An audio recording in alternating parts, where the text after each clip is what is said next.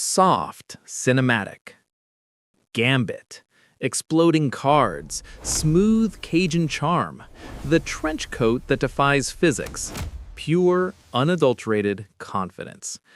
On the surface, Remy LeBeau looks like the absolute peak of character design in Marvel Rivals.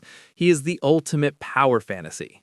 He throws kinetic energy that decimates health bars. He dances through firefights with acrobatic grace, and he supports his team while looking better than anyone else in the lobby. When you select him, you feel cool. You feel like the protagonist. But behind the flash, behind the neon purple glow, behind the charm, Gambit isn't living the power fantasy.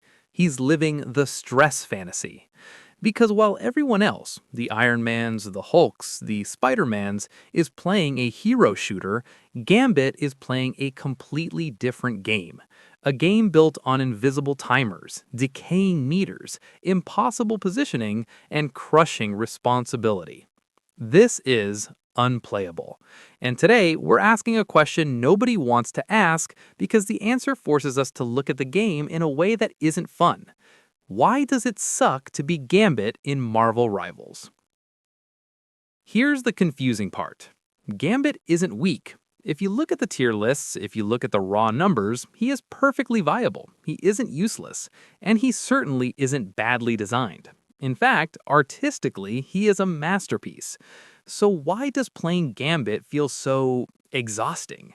Why does a 10-minute match feel like a 4-hour shift at a job you're underqualified for? Why does every fight feel like you're one wrong decision away from total disaster?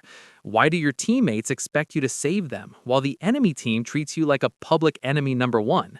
The answer isn't in his damage numbers. It's in his psychology. What if Gambit was never meant to feel comfortable? What if Gambit is designed, mechanically and spiritually, to suffer? The first reason it sucks to beat Gambit is a fundamental misunderstanding of his job description. People think you're a damage dealer. You look like a duelist, you have the swagger of a duelist, but you are not a duelist. Gambit is a strategist. In Marvel Rivals, a strategist is a polite word for overworked middle manager. Unlike a vanguard who just needs to tank, or a duelist who just needs to kill, a strategist does not get the luxury of focusing on one job. You are the glue. You are expected to deal damage, heal allies, provide buffs, manage cooldowns, peel for yourself, and stay alive at the exact same time. Let's talk about his primary fire, the cards. For most characters, shooting is a binary action. You see an enemy, you shoot. You see a friend, you don't shoot. For Gambit, his cards are dual purpose.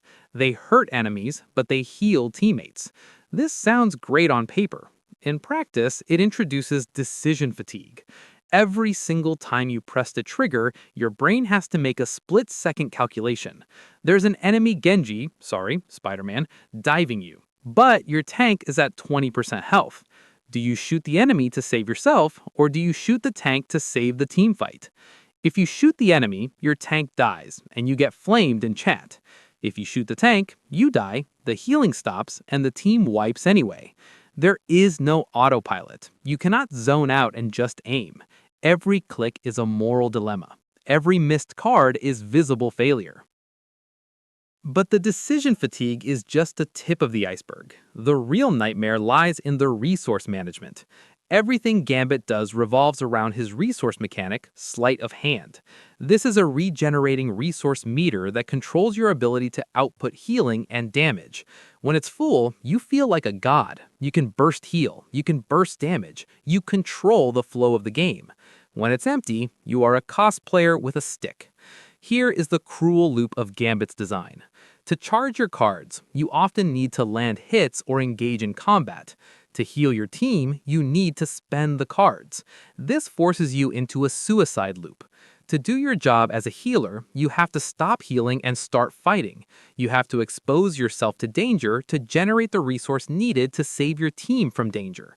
So while other players are focusing on their crosshair placement or their movement tech, Gambit players are playing a resource management simulator. You are staring at a bar in the corner of your screen, constantly calculating the economy of your own existence.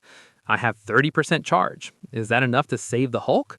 No, I need to poke. But if I peek to poke, I might get sniped. Run out of resources at the wrong moment, and someone dies. And guess who gets blamed? You. Not the DPS who overextended, not the tank who dropped their shield. You, because you didn't have a card ready. Gambit is a hybrid character. Hybrid characters sound powerful in theory, the best of both worlds, right? In reality, hybrids suffer the hybrid tax. Gambit sits in the worst possible role in the current meta. He does not have enough raw burst damage to dominate a lane on his own, like the Punisher. He does not have the consistent, infinite sustain healing of a dedicated healer, like Luna Snow or Mantis. He is too important to ignore. He is too fragile to frontline. You are always almost enough. You almost kill that guy. You almost save that teammate. This creates a psychological trap for your team. Your teammates look at you and see a healer, so they play aggressively expecting massive heals. You cannot provide massive heals. You provide strategic heals. Simultaneously, enemies look at you and see a squishy support with a hitbox the size of a billboard.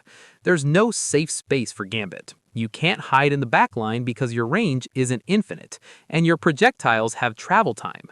You can't play in the front line because you have 250 HP and no armor. You exist in the dead zone, that awkward middle range where all the splash damage happens. But wait, the critics say, Gambit has mobility. He can dash, he can jump. Yes, Gambit can move, but his value comes from being close. His aura buffs, his card accuracy, his staff strikes, all of these require proximity. You have to be close enough to your team to buff them with your passive effects. You have to be close enough to the enemy to land your cards reliably. Every mechanic in his kit pulls you inward, toward the chaos. Meanwhile, your health bar is screaming at you to run away. This isn't freedom of movement. This is bait. The game tempts you. Just dash in, it whispers. Hit that staff strike. It'll look so cool. And the moment you give in to the temptation, the moment you try to be the hero, you are punished. You get CC'd, you get focused, and you die. Gambit demands that you have the soul of a ninja, but forces you to play with the discipline of a monk. Let's talk about the buffs. Gambit can enhance allies, speed boosts, jump height, damage bonuses, faster ultimate charge. It feels great to give these out. You feel like a generous king. Until the enemy team realizes one simple mathematical fact. If Gambit dies, all of that disappears. Suddenly, you are not just a support character. You are a high-value asset. You are a walking buff station. You are a glowing objective marker. To the enemy assassin, you are a piñata filled with candy.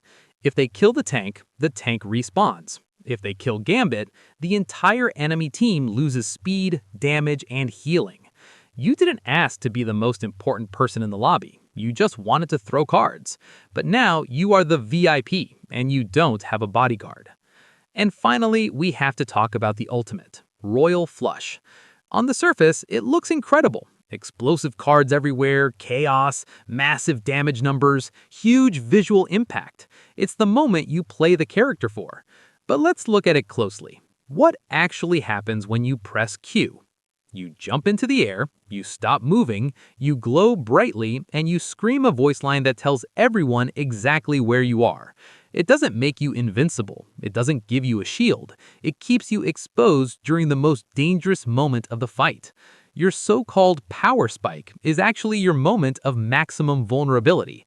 It is a shoot me button. A good Gambit player knows that using their ultimate is a risk calculation. Will I kill them before they kill me? Usually, the answer is no. And now the truth becomes clear. Gambit doesn't suck because he's weak. If he were weak, you could just switch off him and nobody would care. He sucks because he is too important to fail. He is the character who holds the game's systems together. He is the one who enables the duelists to get clips for their montages. He is the one who keeps the Vanguard alive long enough to feel tanky. He is the one who absorbs the pressure so the team doesn't have to.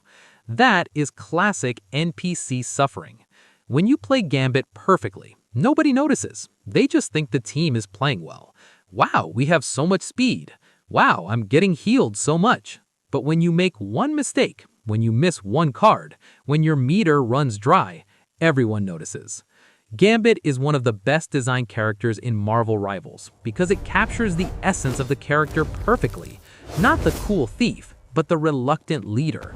He teaches a brutal lesson that most gamers don't want to learn. Power isn't flashy. Power isn't getting the kill.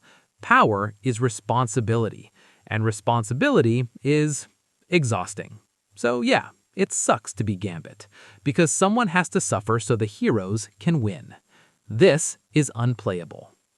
If you enjoyed this breakdown, subscribe. If you play Gambit, I'm sorry.